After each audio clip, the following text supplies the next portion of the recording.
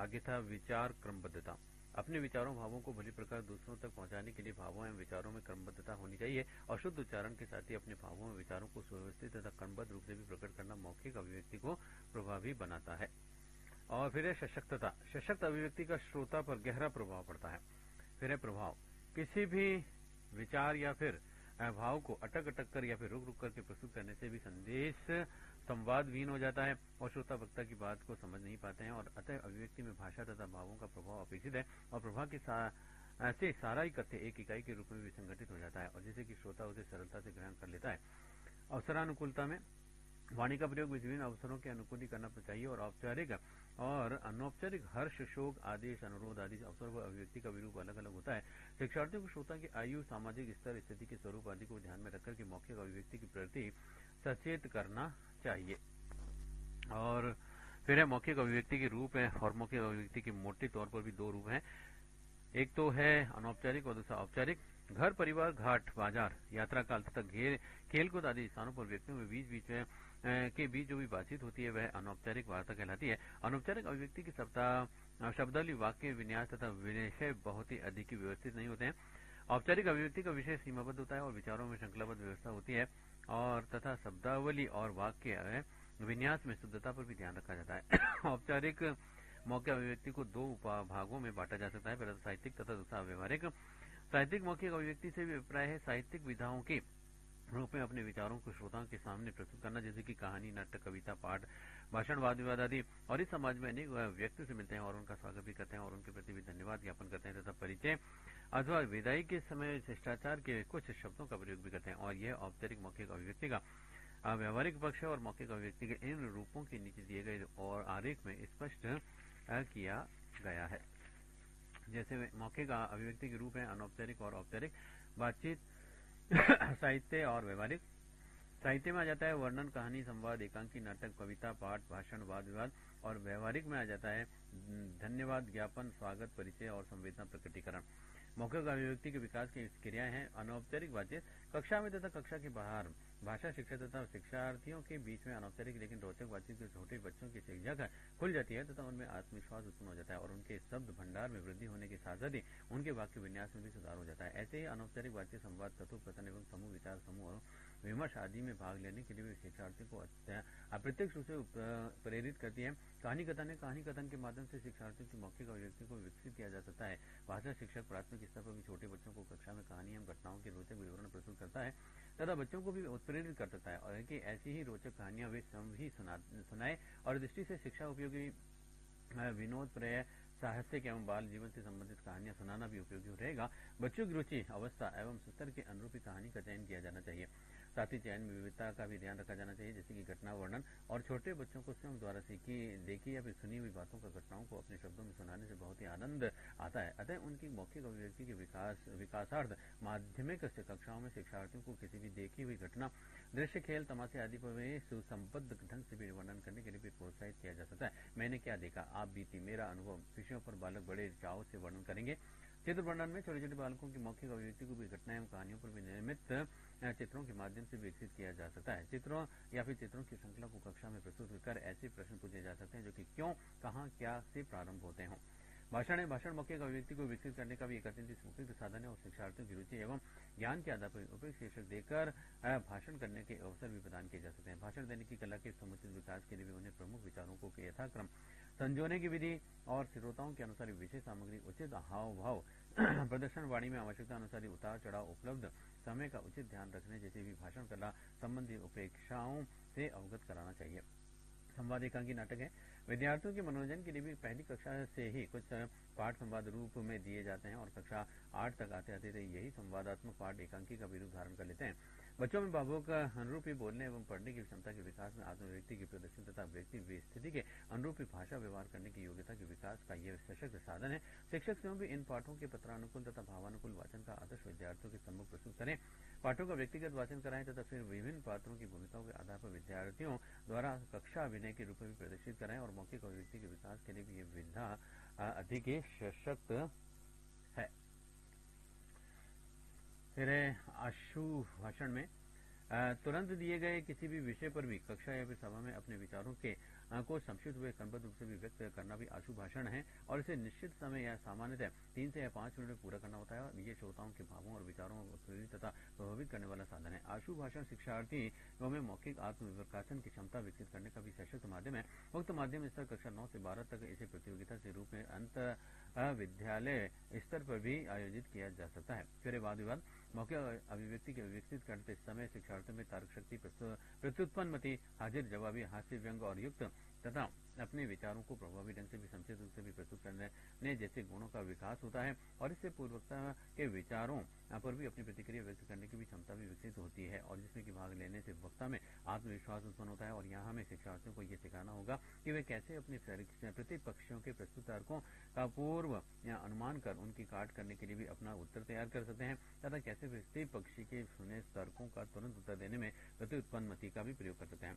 फिर परिसंवाद तथा विचार विमर्श वाद विवाद में बालक को भी किसी एक विषय पर उसके पक्ष या विपक्ष में अपने विचार प्रकट करने होते हैं। और जबकि इस परिसंवाद में 4 या 5 छात्र कक्षा में बैठकर के किसी एक विषय के विभिन्न पक्षों पर भी अपने विचार प्रकट करते हैं, प्रश्न भी अपने करते हैं और तथा उत्तर भी देते हैं।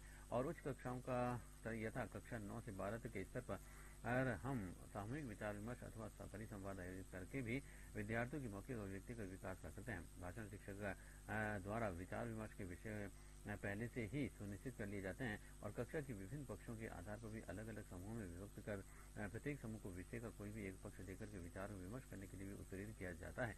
आजकल आकाशवाणी एवं दूरदर्शन के युवा वाणी जैसे कार्यक्रमों में सामाजिक एवं राष्ट्रीय समस्याओं पर भी परिसंवाद ऑब्लिक चर्चाएं आयोजित की जाती हैं और उन्हें सुनने के लिए भी शिक्षार्थियों को प्रोत्साहित करना चाहिए।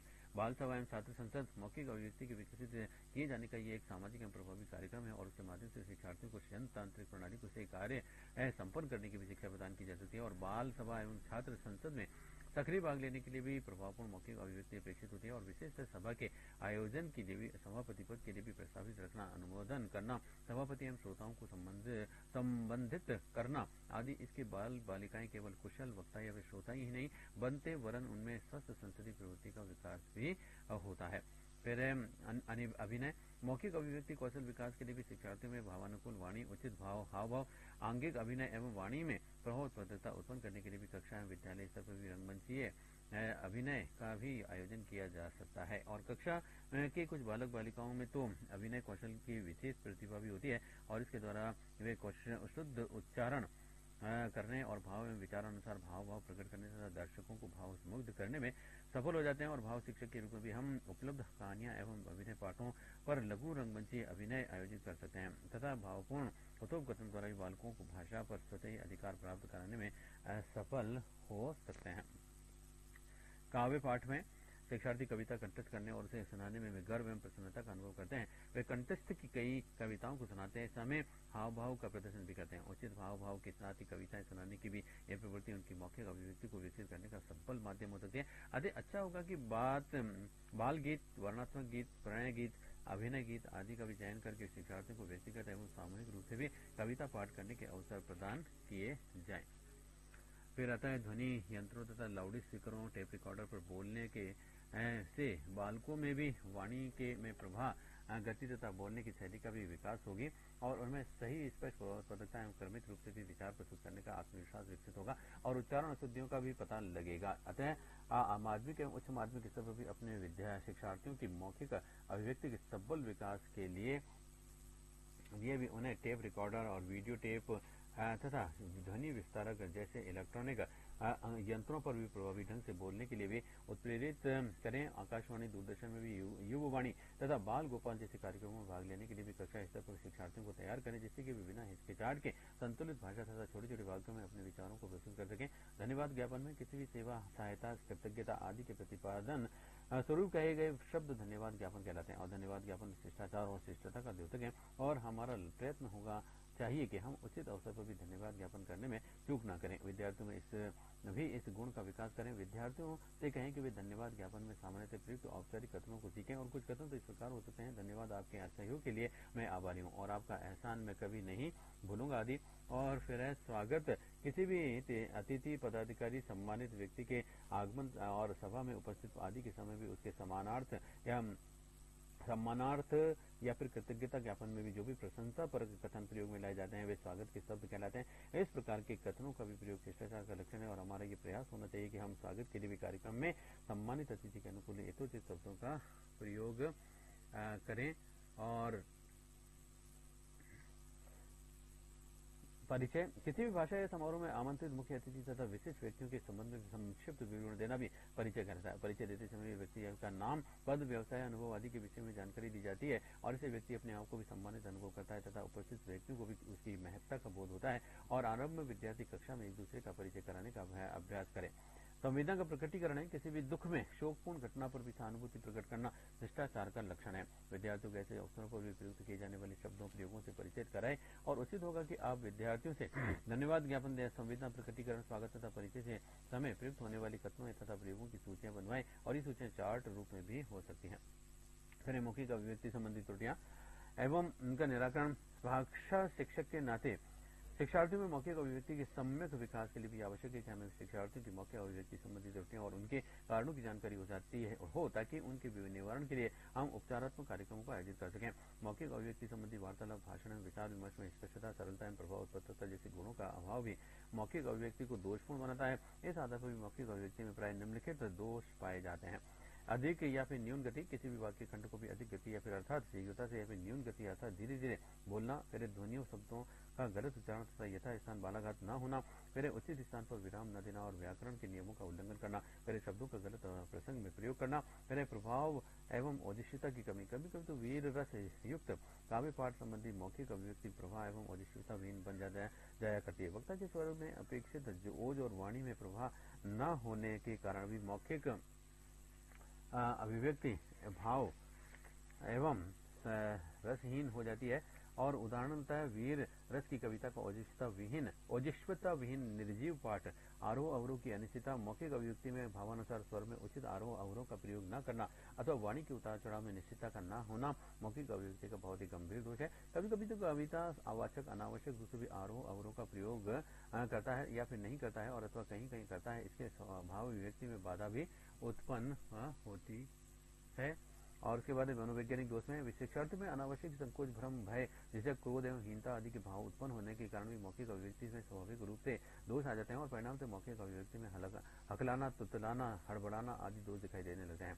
भय और आतंक का वातावरण भी बच्चे का सांवेगिक संतुलन बिगाड़ देता है और क्रोधी माता पिता के बच्चे हकलाने लगते हैं और अध्यापक की निरंतर डांट फटकार से बच्चे में आत्मविश्वास की कमी हो जाती है और जो कि उनकी मौखिक अभिव्यक्ति को दोषपूर्ण बनाती है। और फिर है मौखिक अभिव्यक्ति संबंधी त्रुटियों के निवारण तो उपचारात्मक उपाय हैं। उच्चारण अवयवों की जांच, यदि माता पिता या शिक्षक को कहीं ऐसा अनुभव हो कि बालक की मौखिक अभिव्यक्ति में उच्चारण दोष का कारण उच्चारण अवयवों का दोषपूर्ण होना है तो उसके उच्चारण अवयवों की सघन जांच कराएं। चिकित्सक के परामर्श के अनुसार विद्यालय अथवा माता पिता शिक्षार्थी की अपेक्षित चिकित्सा कराएं।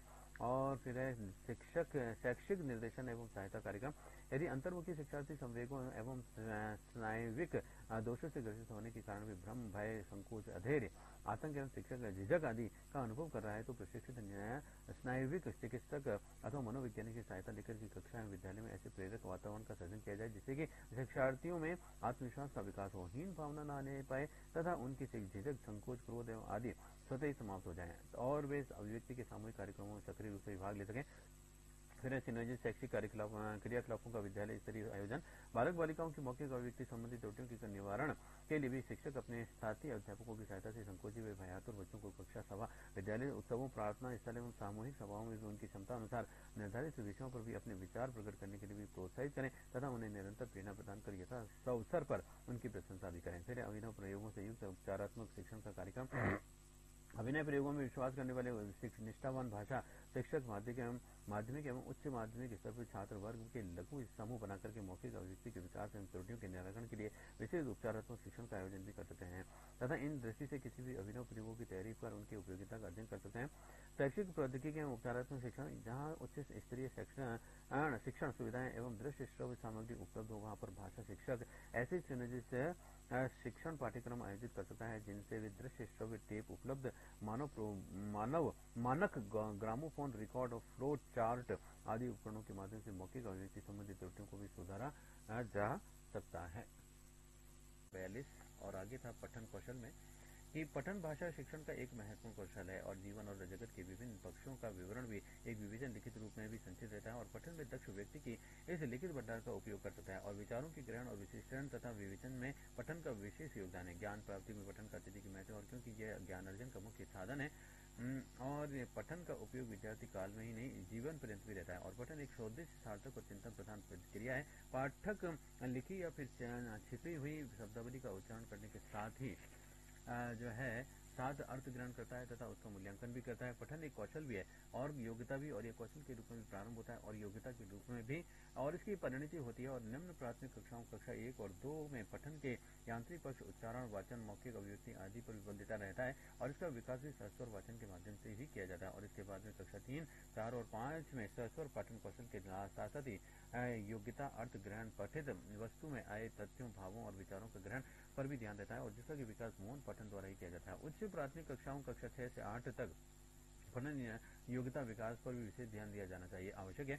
इस प्रकार से पठन एक बहुआयामी जटिल प्रक्रिया है जिसमें लिपि प्रतीकों की पहचान एवं उनके उच्चारण की कुशलता के साथ साथ ही पठित सामग्री के अर्थ ग्रहण एवं का पूर्ण आशय समझ लेने की योग्यता का समावेश है। और इसमें ग्रहण किए गए अर्थ की व्याख्या, मत निर्धारण तथा अर्जित ज्ञान का भी प्रयोग शामिल है। पठन प्रक्रिया के अंतर्गत पाठक की भी दृष्टि से जैसे जैसे शब्दों और वाक्यों पर भी घूमती है, वह उसका भी ध्येयार्थ यानी प्रत्यक्ष ज्ञान समझता हुआ उसमें निहित अर्थ, लक्ष्यार्थ एवं व्यंग्यार्थ का ग्रहण करता जाता है और वह लेखक के विचार तथा भाव तथा मंतव्य को समझ करके उसका मूल्यांकन भी करता है। ऐसा करते समय उसके मन में जो प्रतिक्रिया होती है वह उसमें पूर्व अनुभवों के कारण भी होती है और इस प्रकार से पठन द्वारा अर्जित ज्ञान और अनुभव पाठ के जीवन का अंग बन जाता है और वह उनका अपने दैनिक कार्यकलापों में उपयोग करने लगता है। इस प्रकार से पठन प्रक्रिया के 4 सोपान है।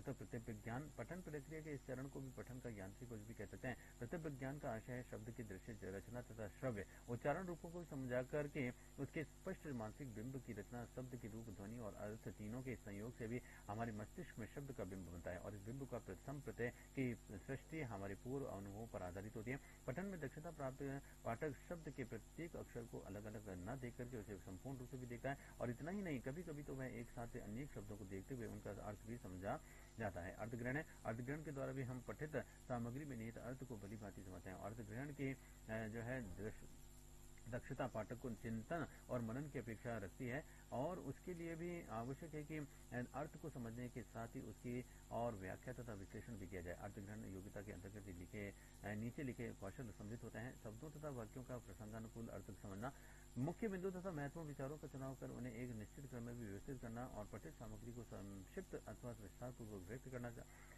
कर सकना, फिर पढ़कर के निष्कर्ष निकालना, संभावित घटनाओं के संबंध में अनुमान लगाना एवं पठित वस्तु को आलोचनात्मक मूल्यांकन करना। इस प्रकार से अध्ययन की दृष्टि से पठन के 3 स्तर हो जाते हैं। एक तो अभिध्यात्मक, आलोचनात्मक और सृजनात्मक। और अभिधात्मक पठन के अंतर्गत ही पाठ्य वस्तु के अर्थ का तथ्यात्मक निरूपण भी होता है। आलोचनात्मक पठन लक्ष्यार्थ तथा व्यंग्यार्थ को भी समझने में सहायक होता है। सृजनात्मक पठन में पाठ्य स्वानुभव के आधार पर लेखक के विचारों को भी मूल्यांकन करता हुआ नई कल्पना, नए दृष्टिकोण और निष्कर्ष की स्थापना करता है। मूल्यांकन तथा प्रतिक्रिया में अर्थग्रहण के साथ ही पाठक गृहीत विचारों की उपयोगिता, औचित्य और विश्वसनीयता का निर्धारण भी करता चलता है और अच्छा पाठक वही है जो कि लेखक के द्वारा प्रस्तुत घटना, विचार, चरित्र या फिर मंतव्य को समझते हुए उनका मूल्यांकन करता चले और साथ ही उनके प्रति अपनी वैचारिक और भावात्मक प्रतिक्रिया भी करता रहे। और उच्च कोटि का अध्ययन वही है जिसमें कि पाठक की मूल्यांकन, दृष्टि तथा प्रतिक्रिया का संयोग होता है।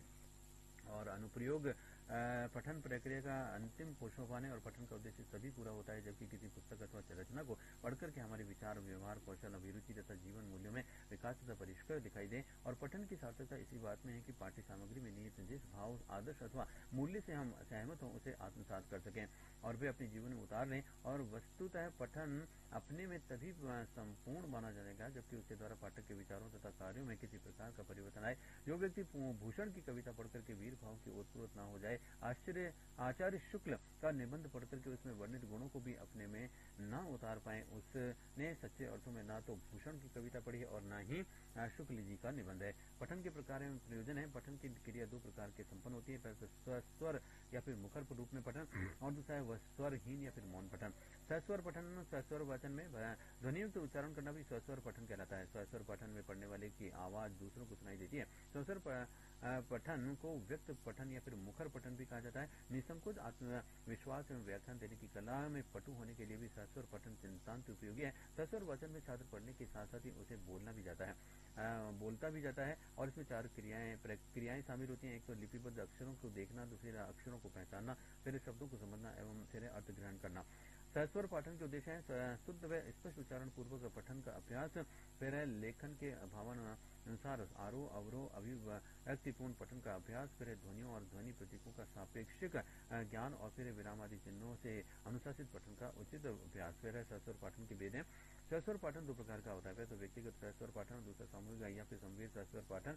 व्यक्तिगत सहस्वर पाठन एक ही व्यक्ति द्वारा आवाज करते हुए पढ़ना व्यक्तिगत सहस्वर पाठन कहलाता है और यह व्यक्तिगत रूप से भी छात्र द्वारा किया जाता है और प्रत्येक छात्र की बुद्धि योग्यता की एक अपनी अलग क्षमता होती है और उसे जानने के लिए उसमें सुधार करने के लिए व्यक्तिगत पठन का भी अपना अलग अलग महत्व है। और व्यक्तिगत सहस्वर पाठन 2 प्रकार का होता है, एक तो आदर्श पाठन, दूसरा अनुकरण पाठन।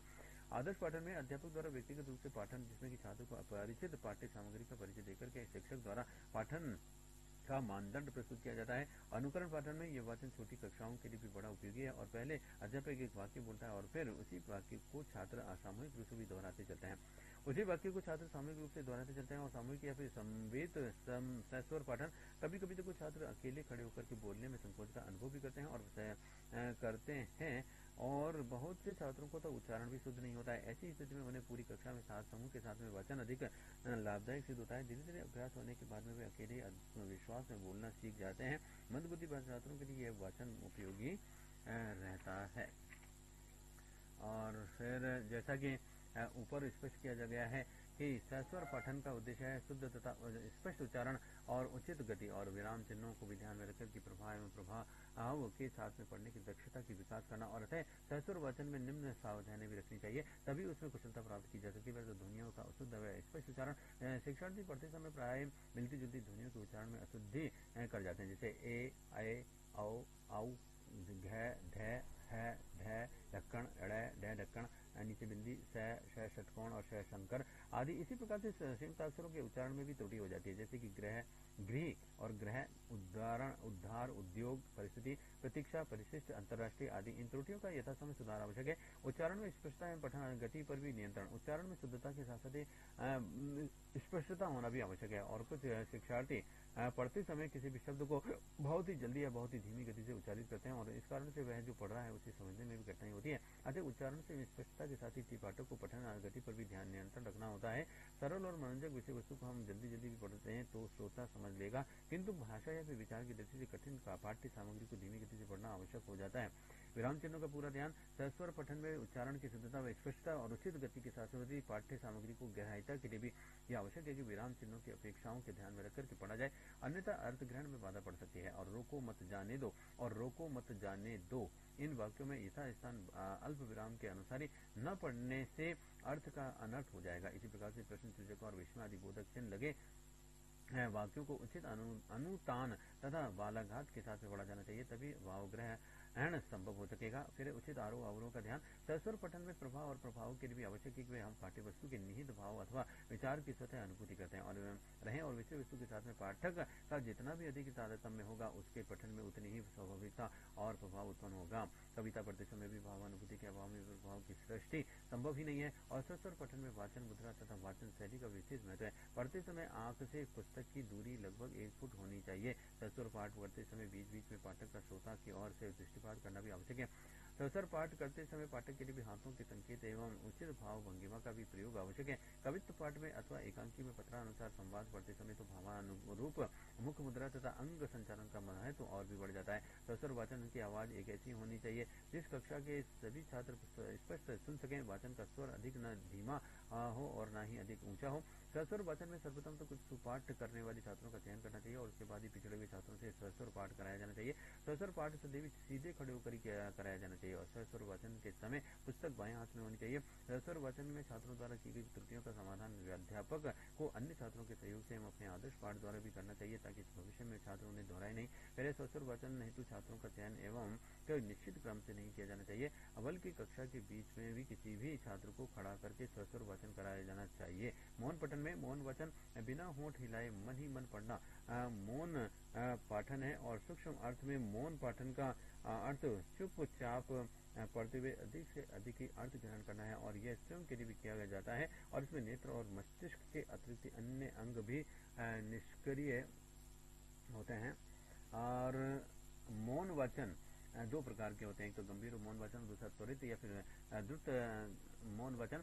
गंभीर मौन वाचन का आशय भी प्रत्येक शब्द, वाक्य तथा भाव और गंभीरता और विचार अथवा मनन करते हुए वाचन करना है। और द्रुत मौन वाचन में पाठ्य वस्तु का गंभीर मनन किए बिना तेज गति से पढ़ना, और इसका उद्देश्य मुख्यतः मनोरंजन की प्राप्ति है। और विभिन्न पत्र पत्रिकाओं, उपन्यास, कहानी एवं समाचार पत्रों को सामान्यतः इसी प्रकार से पढ़ा जाता है। मौन पठन के मुख्य रूप से दो प्रयोजन है, पाठ्य सामग्री में निहित विचारों को आत्मसात करना तथा पठन गति से तीव्रता लाना। और मौन पठन के द्वारा भी हम गहराई से अर्थ ग्रहण करते हुए चिंतन, मनन एवं तर्क शक्ति का विकास करते हैं। और उस समय हमारा सारा ही ध्यान पाठ्य वस्तु में निहित विचारों पर ही होता है। अर्थ है हम एकाग्रचित होकर के उसका विश्लेषण करते हैं और मूल्यांकन करते हैं, और उसके प्रति भी हमारी मानसिक प्रतिक्रिया भी करते रहते हैं। चिंतन और प्रतिक्रिया से हमारे दृष्टिकोणों में स्पष्टता आती है और हमारी अनुभव जगत तथा विचार क्षेत्र का विस्तार भी होता है। और अवकाश के क्षणों में मनोरंजन सामग्री को पढ़कर के आनंद लेने में मौन पठन बहुत ही आवश्यक होता है। और उपन्यास और नाटक जैसी वृद्धाकार रचनाओं को भी पढ़ते समय शायद ही कोई सस्वर पठन करता होगा। पुस्तकालय तथा सार्वजनिक स्थानों पर भी जहाँ जोर से बोलना वर्जित होगा और मौन पठन का व्यावहारिक महत्व और भी बढ़ जाता है। पाठ्य पुस्तक पढ़ाते समय शिक्षक को चाहिए कि वे गद्यांश को पहले स्वयं स्वर पाठ यानी आदर्श पाठ करे और फिर शिक्षार्थियों से उसका अनुकरण करवाए, पाठ कराए। उच्चारण तथा भाषा संबंधी कठिनाइयों के निवारण में उपरांत गद्यांश का मौन पाठ कराई जाए। और मौन पाठ के समय कक्षा में पूर्ण शांति होनी चाहिए और इसके उपरांत भी प्रश्नोत्तर विधि से पाठ का विचार विश्लेषण किया जाना चाहिए। और कभी कभी तो मौन पाठ से पूर्व भी ऐसे संकेत या प्रश्न दिए जा सकते हैं जिनको कि ध्यान में रख करके शिक्षार्थी मौन पठन करे। गृह कार्य के रूप में भी पूर्व निर्देश देकर के बच्चों को घर पर मौन पठन करने के लिए भी कहा जा सकता है। और दिए गए निर्देश के अनुसार शिक्षार्थी मौन पठन द्वारा किसी भी प्रश्न का उत्तर या फिर समस्या का समाधान खोजता है। इसे निर्देशित पठन भी कहते हैं। शिक्षण की दृष्टि से प्राथमिक कक्षाओं 1 से 5 तक सस्वर पठन पर बल देना चाहिए और पर विद्यार्थियों की प्राप्ति को देखते हुए मौन पठन कक्षा 4 से प्रारंभ किया जा सकता है। और इसी प्रकार से उच्च प्राथमिक कक्षाओं 6 से 8 में मौन वाचन पर बल देना चाहिए। पर विद्यार्थियों की पठन योग्यता कम होने पर भी सस्वर वाचन भी कराया जा सकता है। मौन पठन तो हर प्रकार की सामग्री का कराया जा सकता है, पर संवाद और कविता में सस्वर पठन अपेक्षित है। और निबंध, कहानी और चेतावनी के लिए भी मौन पठन उपयुक्त है। पठन के स्तर है, पठन स्तर सस्वर या फिर मौन अर्थ ग्रहण की अपेक्षा दोनों ही है। और अर्थ ग्रहण के बिना भी पठन की प्रक्रिया पूरी नहीं होती है। और पठित सामग्री का अधिग्रहण 3 स्तरों पर होता है, सूचनात्मक, व्याख्यात्मक एवं आलोचनात्मक तथा सृजनात्मक। सूचनात्मक स्तर के पठन में तथ्यों, भावों एवं विचारों की जानकारी प्राप्त की जाती है और उसके पाठक के ज्ञान का भी विस्तार होता है। आवश्यकता पड़ने पर पाठक उन तथ्यों, भावों तथा विचारों का केवल प्रत्यास्मरण करता है। और व्याख्यात्मक एवं आलोचनात्मक आवश्यकता पड़ने पर पाठक उन तथ्यों, भावों तथा विचारों का केवल प्रत्यास्मरण करता है। व्याख्यात्मक एवं आलोचनात्मक आवश्यकता पड़ने पर पाठक उन तथ्यों, भावों तथा विचारों का केवल प्रत्यास्मरण करता है। व्याख्यात्मक एवं आलोचनात्मक स्तर पर पाठक उन तथ्यों, भावों और विचारों की व्याख्या के द्वारा उनकी शुद्धता तथा विश्वसनीयता आंकता है। और सृजनात्मकता स्तर पर भी पठित सामग्री के अध्ययन मनन से उसमें रचनात्मक अभिव्यक्ति की क्षमता विकसित होती है और वह स्वयं लिखने के लिए भी प्रेरित होता है। प्राथमिक स्तर उच्च प्राथमिक कक्षा में पहुंचते पहुंचते बालकों में पठन की कुशलता व योग्यता का उचित विकास होने से पठन के समय भी उनके व्यवहार में कुछ परिवर्तन आ जाते हैं। ये परिवर्तन निम्न है: पहले विद्यार्थी धैर्य पूर्वक और एकाग्रचित होकर के शुद्ध उच्चारण तथा उचित बालाघात और तान के साथ में पढ़ सकेंगे और वह विराम चिन्हों के साथ में पढ़ सकेगा। और वह पढ़कर के शब्दों, मुहावरों और लोकोक्तियों का भी उचित संदर्भ में समझ सकेगा। और फिर वह पठित सामग्री के केंद्रीय विचारों और सार को भी समझ सकेगा। और वह पठित तथ्यों, विचारों और भावनाओं का मूल्यांकन भी कर सकेगा। और फिर गहन पठन व व्यापक पठन। गहन पठन के द्वारा भी हम पाठ्य सामग्री के भाव, विचार, भाषा शैली तथा कलात्मक सौंदर्य की व्याख्या करते हुए उन्हें आत्मसात करते हैं। गहन पठन द्वारा शिक्षार्थी पाठ्यवस्तु की भाषा में प्रयुक्त शब्द, पदबंध, वाक्यांश के विशिष्ट अर्थ तथा प्रयोग में परिचित होता है और पाठ में निहित विचार या फिर भाव का सूक्ष्म विश्लेषण भी करता है। घटनाओं के औचित्य तथा लेखक के मंतव्य को समझकर उनका मूल्यांकन करता है और अपने पूर्व अनुभवों के आधार पर प्रतिक्रिया करते हुए अपनी स्वतंत्र विचारधारा का निर्माण भी करता है। ये व्यापक पठन से को द्रुत पठन अथवा विशुद्ध अध्ययन भी कहते हैं। और इसका प्रयोजन है कि शब्दावली विस्तार, ज्ञान परिधि की वृद्धि, पठन रुचि का विकास और मनोरंजन तथा तीव्र गति से पढ़ने की दक्षता का विकास और भाषा पर अधिकार करने तथा जीवन और जगत के प्रति भी दृष्टिकोण को व्यापक बनाने के लिए व्यापक पठन का अभ्यास आवश्यक है। और इसके द्वारा भी हमारी मौन पठन की दक्षता बढ़ती है, जिससे कि स्वाध्याय की प्रवृत्ति का विकास भी होता है। और पुस्तकालय अध्ययन में शिक्षार्थी को दक्ष बनाने के लिए भी व्यापक पठन का अभ्यास आवश्यक होता है। मनोरंजन के अध्ययन में तो इसकी उपयोगिता और भी बढ़ जाती है और प्राय हम कहानी और एकांकी को भी रुचिपूर्वक पढ़ लेते हैं। और किंतु उपन्यास और नाटक जैसे वृहद ग्रंथों को पढ़ने में भी थकान का अनुभव करने लगते हैं। और इसका कारण है व्यापक पठन की दक्षता पर भी यथेष्ट से अधिकार करना होना। और व्यापक पठन के अभ्यास से शिक्षार्थी में स्वास्थ्य तथा स्वावलंबन की प्रवृत्ति का विकास भी होता है और साथ ही शिक्षक अपना समय और श्रम भाषा और विचार की दृष्टि से कठिन पाठों पर लगा सकता है। व्यापक पठन के लिए भी सहायक पुस्तक के सभी पाठ तथा पाठ्य पुस्तक के वे पाठ लिए जा सकते हैं जो कि भाषा की दृष्टि से सरल तथा विचार की दृष्टि से सुबोध हो। शिक्षक को चाहिए कि वे शिक्षार्थी द्वारा ऐसे पाठों को स्वतः ही पढ़ने से पहले उसमें निहित महत्वपूर्ण पाठ्य बिंदुओं को भी उन्हें स्पष्ट कर दे और पाठ का व्यापक अध्ययन कर लेते हैं और उपरांत कक्षा में उस पाठ की सामान्य व्याख्या शिक्षार्थियों की सहायता से ही करवाई जानी चाहिए। इस संदर्भ में भी यह उचित होगा कि शिक्षक शिक्षार्थी की व्यक्तिगत कठिनाइयों की ओर भी ध्यान देने के साथ ही पाठक को पढ़कर के आने वाले की उपयुक्त प्रशंसा तथा न पढ़ने वालों को यथा आवश्यक चेतावनी भी दे। और इस विवेचन से यह स्पष्ट हो जाता है कि जिस प्रकार से पाठ्य पुस्तक के अध्ययन में गहन पठन उपयोगी होता है उसी प्रकार से सहायक पुस्तक और बाल साहित्य को पढ़कर के समझने में व्यापक पठन की उपयोगिता है और एक के द्वारा भाषा की विभिन्न कुशलताओं और योग्यताओं का विकास किया जाता है तो दूसरे के द्वारा नहीं और कुशलताओं का अधिक अभ्यास तथा योग्यता का संवर्धन भी किया जाता है। गहन तथा व्यापक पठन दोनों एक दूसरे के पूरक हैं। शिक्षार्थी की पठन दक्षता में विकास में दोनों ही महत्वपूर्ण भूमिका है। एक में गहराई है तो दूसरे में विस्तार और एक में विश्लेषण की प्रधानता है तो दूसरे में संश्लेषण की। एक अच्छे हिंदी शिक्षक के रूप में हमें भाषा भाव तथा विचारों की दृष्टि से कठिन एवं गंभीर वस्तुओं को समझने के लिए भी गहन पठन का सहारा लेना है तथा अपेक्षाकृत सरल तथा रोचक विषय वस्तु के अध्ययन के लिए भी व्यापक पठन अभिरुचि के विकास में सहायक तत्व है। बच्चों की अभिरुचियों और उनके भौगोलिक वातावरण, सांस्कृतिक परिवेश और उपलब्ध पाठ्य सामग्री तथा प्रचलित शिक्षण विधि के अनुसार भी भिन्न भिन्न होती है और शिक्षार्थी की पठन अभिरुचि के विकास में शिक्षक जो है अपनी रुचि तथा मार्गदर्शन का काफी योगदान होता है। और यदि शिक्षक पुस्तकालय या फिर किसी अन्य स्रोत से उपलब्ध पठन सामग्री की विशेषताओं की और भी शिक्षार्थियों का ध्यान आकर्षित कर दे तो वे जिज्ञासावश उसे पढ़ने का प्रयास करेंगे।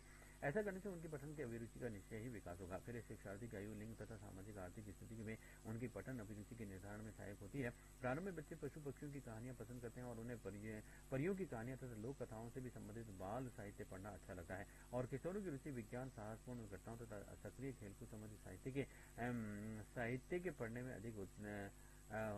में अधिक होती है और किशोरियां घरेलू खेलों तथा साज सज्जा संबंधी साहित्य पढ़ने में भी अधिक रुचि लेते हैं। और सामाजिक और आर्थिक दृष्टि से अच्छे परिवारों में बच्चों को विविध प्रकार की पठन सामग्री सरलता से उपलब्ध हो जाती है और सुशिक्षित माता पिता के संपर्क में रहने वाले बच्चे में पठन रुचि में विविधता स्वाभाविक है। और किंतु यह भी देखा गया है कि कभी कभी तो अभावों में पलने वाले बच्चे भी अपनी दृढ़ संकल्प शक्ति के कारण भी पठन रुचि के विकास में बहुत ही आगे होते हैं। पठन अभिरुचि के विकास में शिक्षक की महत्वपूर्ण भूमिका होती है। जो शिक्षक स्वयं पठन प्रेमी होगा उसके शिक्षार्थी में पठन रुचि का विकास होगा स्वाभाविक है। और पठन प्रेमी शिक्षक अपने शिक्षार्थियों में ऐसी पुस्तकें तथा पत्रिकाएं पढ़ने की जिज्ञासा उत्पन्न कर सकता है जो कि उनकी रुचि तथा योग्यता के अनुरूप हो। और किसी भी पाठ को पढ़ाते समय भी शिक्षक विविध प्रश्नों तथा उदाहरणों द्वारा शिक्षार्थी की पठन अभिरुचि को उत्प्रेरित कर सकते हैं। और उदाहरण के लिए कबीर के दोहे पढ़ाते समय तुलसी और रहीम के दोहे पढ़ने के लिए भी प्रेरित किया जा सकता है। इसी प्रकार से प्रेमचंद की किसी एक कहानी को पढ़ाते समय उसकी उन कहानियों को पढ़ने के लिए भी शिक्षार्थियों को प्रोत्साहित किया जा सकता है। पुस्तकालय में प्राप्त इन पुस्तकों को और भी विद्यार्थियों का ध्यान आकर्षित किया जा सकता है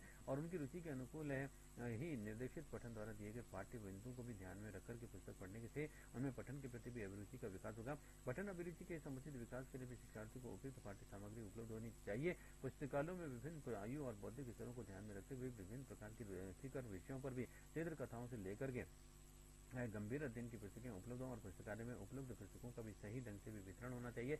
और यदि विद्यालय पुस्तकालय के साथ ही कक्षा व पुस्तकालय की भी व्यवस्था हो तो पठन अभिरुचि के विकास हेतु अधिक अवसर मिल सकेंगे। बच्चों और उनके माता पिता को भी कक्षा पुस्तकालय के लिए भी ऐसी पुस्तकें तथा पत्रिकाएं दान देने के लिए प्रेरित किया जाना चाहिए जो कि शिक्षार्थियों में पठन अभिरुचि का विकास करने में सक्षम हो। और कक्षा पुस्तकालय की देखरेख तथा प्रबंध हम शिक्षार्थियों पर ही छोड़ सकते हैं और इससे इनमें स्वाध्याय तथा पठन अभिरुचि के साथ साथ ही संगठन क्षमता का भी सम्यक विकास होगा। विद्यार्थियों में पठन के प्रति भी रुचि और विकसित करने के लिए अध्यापक को कक्षा में विभिन्न विषयों की पुस्तकों का भी परिचय देना चाहिए जिससे कि पुस्तकों की विषय वस्तु की जानकारी भी विद्यार्थियों को उपलब्ध हो सके और विद्यार्थियों में आई नई पुस्तकों को उचित स्थान पर भी प्रदर्शित किया जा सके। विद्यार्थियों को उसकी जानकारी हो जाए और बालकों में पाठ्य पुस्तकों के अतिरिक्त भी अन्य पुस्तकें पढ़ने की भी रुचि पैदा करने का प्रयास भी करना चाहिए जिससे कि उन्हें पढ़ने की भी आदत पड़ती है। और शैक्षणिक प्राप्ति में भी सहायक होती है। भौतिक परिस्थितियाँ का संबंध भी पढ़ने के लिए भी निर्दिष्ट स्थान तथा वातावरण से है और अध्ययन में चिंतन और मनन की दृष्टि से भी शांत, एकांत तथा सुरुचिपूर्ण स्थान का बड़ा ही महत्व है। मेहमानों की भीड़, परिवारों के सदस्यों में परस्पर बातचीत और आदि एकाग्रचित होकर के पढ़ने में बाधक होते हैं। व्यक्तिगत कारक भी हमारी अध्ययन विधि को प्रभावित करते हैं और चिंतित और निराश व्यक्ति एकाग्रचित होकर के नहीं पढ़ सकता है। यदि वे किसी भी घटना अथवा विचारों के अति प्रसन्न अथवा विक्षुब्ध है तो भी पठन में उसका मन न लगना स्वाभाविक है। और पाठ्य विषय में निहित कथ्य तथा दत्त कार्य का स्वरूप भी शिक्षार्थी की पठन प्रणाली को प्रभावित करता है। जो विषय वस्तु हमारी दृष्टि में जितनी भी सार्थक, स्वोद्देश्य तथा सुरुचिपूर्ण होगी, उसके पठन में हम उतने ही एकाग्रचित होंगे। और इसी प्रकार से पठन संबंधी दत्त कार्य यदि शिक्षार्थी की रुचि तथा योग्यता के अनुरूप हुआ तो उसे पूरा करने में भी वह अधिक सक्रिय एवं तत्परता दिखाएगा। शिक्षक का व्यक्तित्व तथा विषय का प्रस्तुतिकरण में भी उसका उत्साह और तल्लीनता की भी शिक्षार्थी में उस विषय के पठन में रुचि तथा सक्रियता की दृष्टि से उनमें सृष्टि में करने में सहायक होते हैं। और अपने अधिक प्रिय शिक्षक द्वारा पढ़ाए गए विषय में शिक्षार्थी की रुचि भी बढ़ जाती है और उसके परिणाम से भी पठन एवं अर्थ ग्रहण उसे सरलता प्रतीत होती है। फिर है SQ3R surveyor questions, read, review, writes। पठन विशेषज्ञों ने अध्ययन प्रधान पठन को सुचारू रूप से भी क्रियान्वित करने के लिए भी इस सूत्र की अनुशंसा की है। और इसे जो है हिंदी में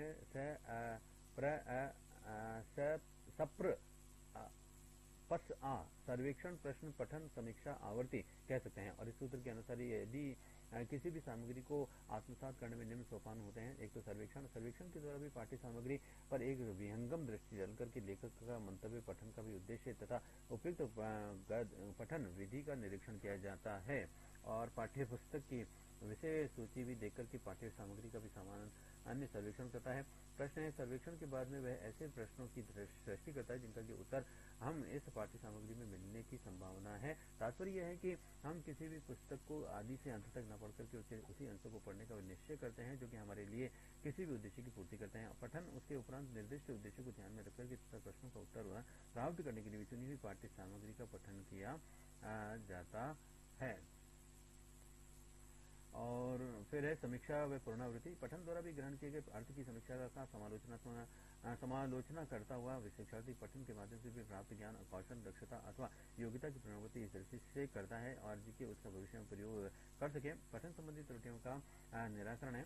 अशुद्ध उच्चारण। सस्वर पठन में अशुद्ध उच्चारण की गलती हो जाती है। उदाहरण के लिए भी स, श और स षटकोण के उच्चारण में प्राय अशुद्धि हो जाती है। जैसे संकट को संकट और शासन को शासन और पढ़ जाते हैं। और इसी प्रकार से ड और ड़ और ढ और ढ ढक्कन के उच्चारण में भी त्रुटि हो जाती है। पूर्वी उत्तर प्रदेश में छ को छ छतरी तथा पश्चिमी भाग में श शंकर जैसा उच्चारण कर देते हैं, जैसे कि क्षमा, क्षमा, क्षमा।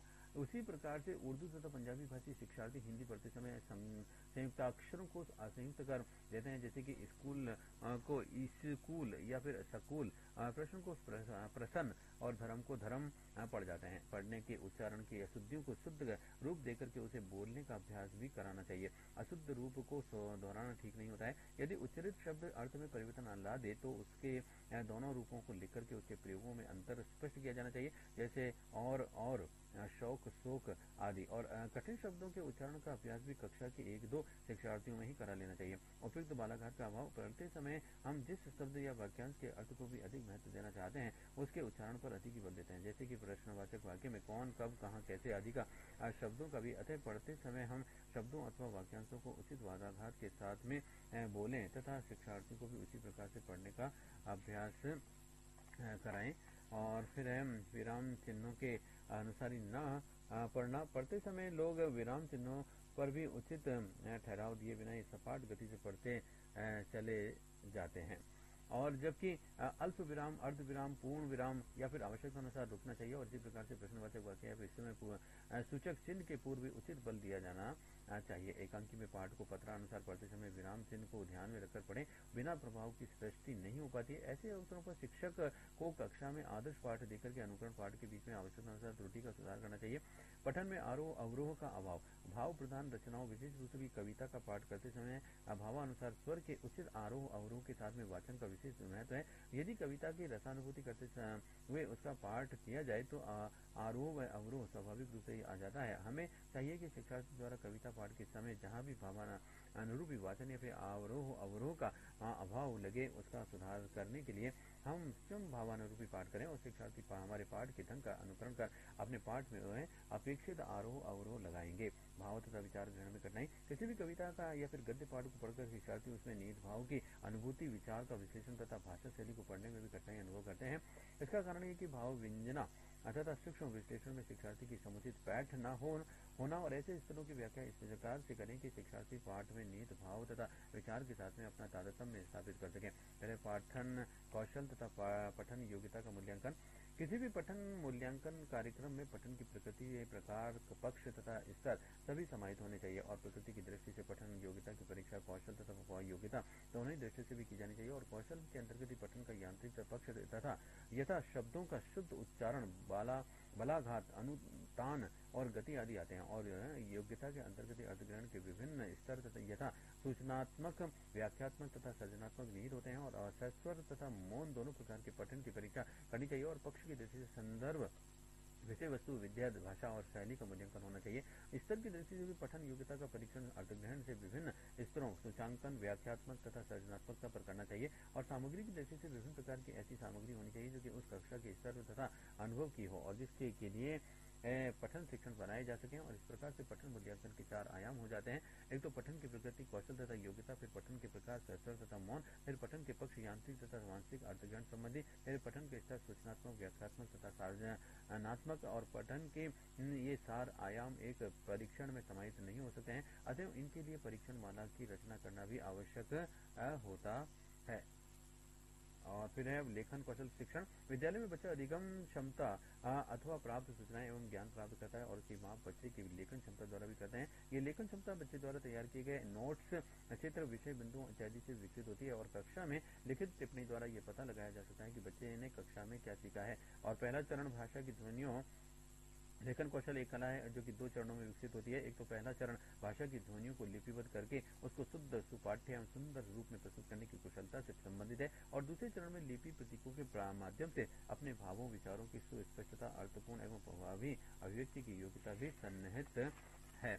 और फिर है प्राथमिक एवं उच्च प्राथमिक स्तर की पहुंचते पहुंचते विद्यार्थियों में लेखन के उपरोक्त दोनों पक्षों का उचित विकास होने से लेखन के समय उनके व्यवहारों में कुछ परिवर्तन आ जाते हैं। जो निम्न करें तो विद्यार्थी सुलेख के 5 तत्वों स्वच्छता, स्पष्टता, बनावट, सिरोरेखा तथा गति को ध्यान में रखते हुए भी लिख सकेगा। और वह ये सही वर्तनी का प्रयोग करते हुए भी शब्द लिख सकता है। और वह लिखते समय विराम चिन्हों का यथोचित प्रयोग कर सकते हैं, योग्य हो जाता है।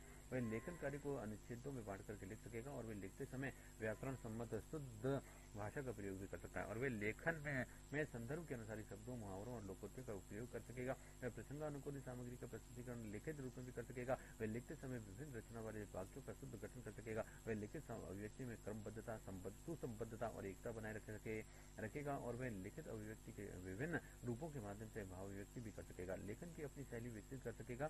फिर लेखन के प्रकार। इसमें देवनागरी लिपि की मानक वर्णमाला के ज्ञान के बाद में विद्यार्थियों को लेखन अभ्यास कराया जाता है। और सामान्यतः यह अभ्यास 3 प्रकार का होता है। सुलेख, सुंदर लेख को सुलेख कहते हैं और ये लेखन का प्रथम और आवश्यक गुण होता है। और सुलेख लिखते समय वर्ण के विभिन्न अवयवों की बनावट, उसकी स्पष्टता तथा सुडोलता, वर्णों में स्वर मात्राओं का उचित योग और वर्ण से वर्ण और शब्द से शब्द के बीच में उचित दूरी, सीधी सिरोरेखा आदि बिंदुओं पर भी विशेष ध्यान दिया जाता है। और इनके अभ्यास के लिए भी लिपि का मानक रूप मोटे अक्षरों में श्यामपट्ट पर लिख देना चाहिए। अनुलेख से अभिप्राय श्यामपट्ट अथवा पुस्तक की सामग्री की ज्यों करती देख करके लेख लिखना अनुलेख का मुख्य उद्देश्य है। और शुद्ध वर्तनी सहित लेखन का अभ्यास कराना। अनुलेख में सुलेख का ध्यान भी रखना चाहिए। और कक्षा 1, 2 तथा 3 तक इस प्रकार का अभ्यास बहुत ही उपयोगी रहता है। गृह कार्य के रूप में भी इस प्रकार का अभ्यास लाभकारी रहता है।